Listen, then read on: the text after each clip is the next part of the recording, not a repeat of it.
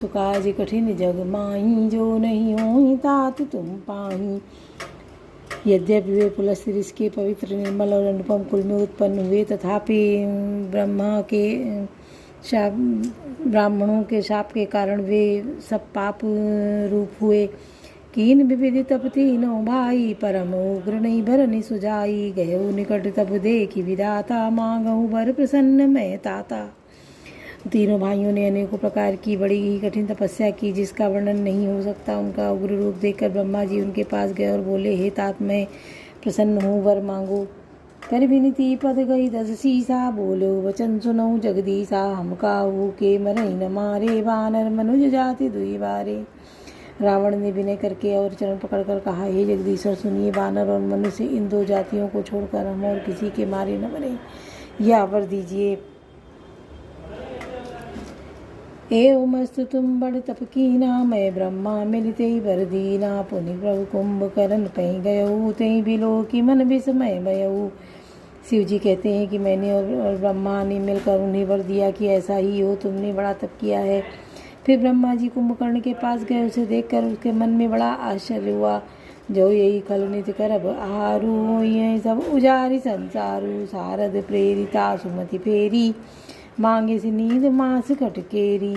जो यह दुष्ट नित्य आहार करेगा तो सारा संसार ही उजड़ जाएगा। ऐसा विचार कर ब्रह्मा जी ने सरस्वती जी को प्रेरणा करके उसकी बुद्धि फेर दी, जिससे वह 6 महीने की उसने नींद मांगी।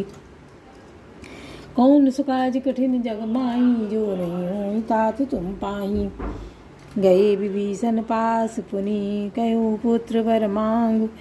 तेहि मांग्यो भगवंत पद, कमल अमल अनुराग।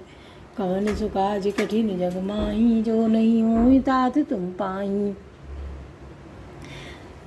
फिर ब्रह्मा जी विभीषण के पास गए और वे बोले, हे पुत्र वर मांगो। उसने भगवान के चरण कमलों में निर्मल निष्काम और अनन्य प्रेम मांगा।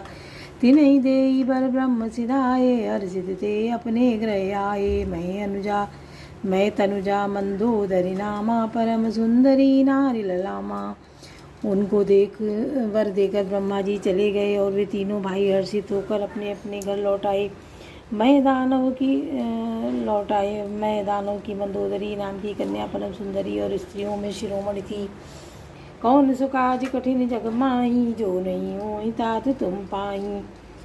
सोई मैं दीन राम नहीं आनी, होई जातु धान पति जानी। हर्षित भयउ नारी भली पाई, पुनि दो बंधु भी आए से जाई। मैंने उसे लाकर रावण को दिया। उसने जान लिया कि यह राक्षसों का राजा होगा।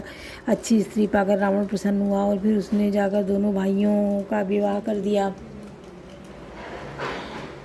गिर त्रिकूट एक सिंधु मझारी, विधि निर्मित दुर्गम अति भारी। सोई वह दानों बहुरी समारा, कनक रचित बनि भावन अपारा।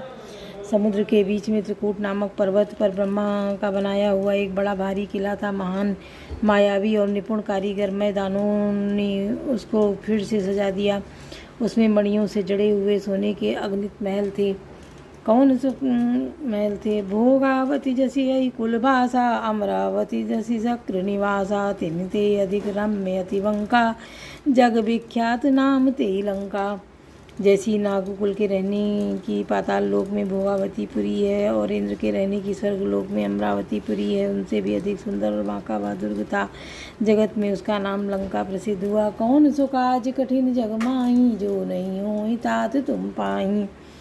खाई सिंधु गभीर अति, चारियों दिस पिरियाऊ। कनक कोट मणि खचित, दृढ़ भरनि न जाई बनाऊ।